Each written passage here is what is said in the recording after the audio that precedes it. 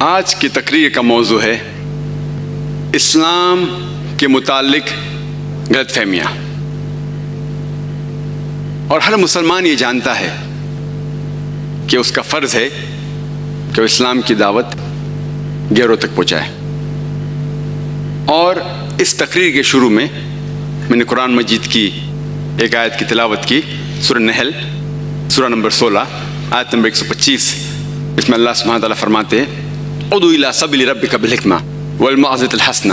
وجادلہم باللتی احسن، جس کے معنی ہے کہ سب لوگوں کو بلاؤ اللہ کی راہ کی طرف حکمت کے ساتھ اور اچھی باتوں کے ساتھ، اور لوگوں سے بحث کرو حسن کے ساتھ اور اچھے طریقہ کار کے ساتھ۔ لوگوں کو اسلام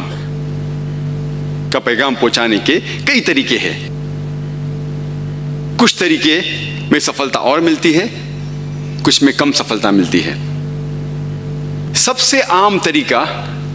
جو مسلمان استعمال کرتے ہیں اسلام کا پیغام پہنچانے کے لیے غیر مسلم کو، وہ ہے کہ اسلام کے بارے میں سینکڑوں اچھی باتیں کرتے ہیں۔ یہ طریقہ بھی ایک طریقہ ہے جو صحیح ہے، لیکن عام طور پہ اگر کوئی غیر مسلم سے آپ اسلام کے بارے میں سینکڑوں اچھی باتیں کرتے ہیں اور مان لو مثال کے طور پہ کہ وہ ان باتوں کو قبول کرتا ہے، پھر بھی اس غیر مسلم کے دماغ میں یہ سوال رہے گا اور وہ شاید کہیں گا ٹھیک ہے اسلام میں اچھی باتیں ہیں، لیکن آپ وہی مسلم ہیں، وہی مسلمان ہیں جو فنڈامنٹلسٹ ہے، جو بنیاد پرست ہے، جو ٹیررسٹ ہے۔ آپ وہی مسلمان ہیں جو ایک سے زیادہ شادی کرتا ہے،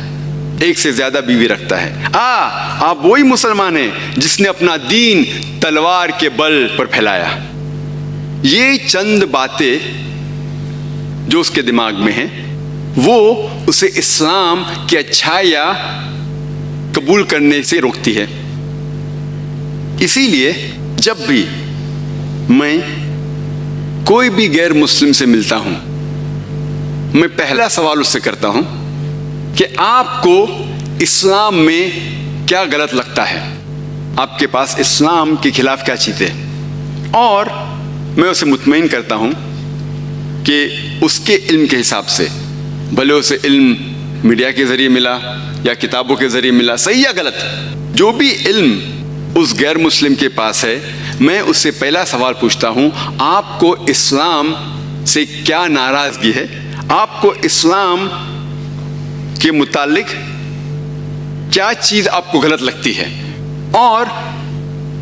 میں اسے مطمئن کرتا ہوں کہ وہ اسلام کے خلاف بھی بات کر سکتا ہے، قرآن کے خلاف بھی بات کر سکتا ہے، اور جب وہ مطمئن ہو جاتا ہے تو وہ غیر مسلم